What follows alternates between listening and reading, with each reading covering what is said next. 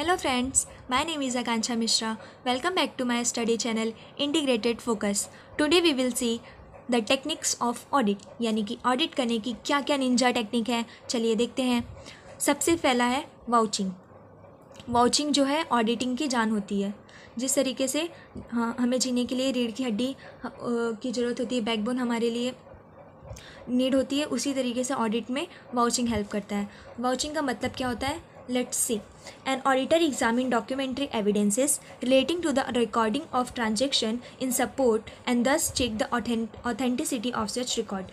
कोई भी ट्रांजेक्शन है उससे रिलेटेड जो भी एविडेंस होंगे, जो भी डॉक्यूमेंट अवेलेबल होंगे, उसे मैच करना, देखना, ताकि पता चल सके कि वो ट्रांजेक्शन जो दिखाया गया है कंपनी के बैलेंस शीट में वो ट्रू है कि नहीं. इसे कहते हैं वाउचिंग. सेकेंड है कन्फर्मिंग, यानी कि उसे कंफर्म करना कि हाँ, लोगों से पूछताछ के कि ये सिर्फ बुक में नहीं है, रियल में भी सही है, तो उसे लोगों थर्ड पार्टी से पूछ के भी ओरली पता करना, जैसे कि डेटर से, क्रेडिटर से रिटर्न कंसेंट लेके पता करना कि वैलिड है कि नहीं. थर्ड है रिकंसाइलिंग. रिकंसाइलिंग यानी कि जो भी फिगर में डिफरेंस हो उसे मैच करना. The differences in the figure are reconciled and causes for their existence are brought to light. जैसा कि बैंक रिकन्सिलेशन स्टेटमेंट में होता है, बैंक बुक और पासबुक के अमाउंट को मैच किया जाता है, रिकनसाइल किया जाता है. फोर्थ है एनालाइजिंग. एनालाइजिंग यानी कि निरीक्षण करना. द डिवाइस और process of segregating any accounting facts और figure is known as analysing. यानी कि बांटना, मतलब पूरे प्रोसेस को अच्छी तरीके से देखना जो है वो एनालाइजिंग होता है. टेस्टिंग जो होता है यानी कि टेस्ट चेकिंग अप्लाई करना सैम्पल के बेस पे. This technique is apply to examine a large number of transaction by selecting actual representative data with accuracy as far as possible. फिर है फिजिकल एग्जामिनेशन, यानी कि अगर मान लो कंपनी के बैलेंस शीट में हमें ये एसेट दिख रही है कि 10 लाख की है, बट रियल में हम उसकी रसीद के साथ साथ ही हम उसको फिज़िकली वेरीफाई करें कि हाँ वो कंपनी के मतलब फैक्ट्री में है भी या नहीं, फिज़िकली उसको एग्जामिन करना. फिर है scanning. This imply a critical study और appraisal of the characteristic of data.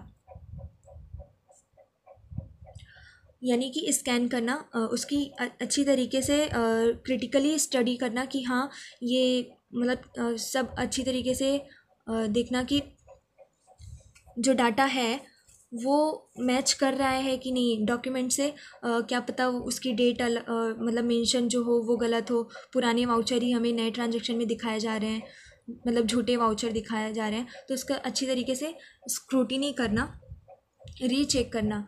Verification of posting to stabilize propriety and consistency of the different entries. The record in the books from one source to another can be verified. इसमें हम और point भी लिख सकते हैं, जैसे inquiry करना, flow chart बना के, मतलब फ्लो चार्ट बना के देखना कि कितने सारे लेवल ऑफ ट्रांजेक्शन के बेस पे उसे डिवाइड करके. और या तो फिर ऑब्जर्वेशन भी ये किसी टेक्निक होती है, ऑब्जर्व करना कि जो भी इसमें दिखाया जा रहा है, जैसे कि चोरी हो गई या loss by fire, loss by theft, cash manipulation हो गया, फ्रॉड जो भी है, उसको पकड़ने के लिए ऑब्जर्व करना कि ये क्यों बार बार ऐसे अमाउंट दिखाए जा रहे हैं, क्या पता ये रियल में लॉस हुए ही ना हो. तो ये सारी बात जो है टेक्निक्स में आती हैं. हम अदर पॉइंट्स भी इसमें लिख सकते हैं, जैसे कि footing. To test accuracy of the total, the column of different accounting figure can be added. फिर है extension verification. It imply multiplication of 2 or more amount to test the accuracy of the total.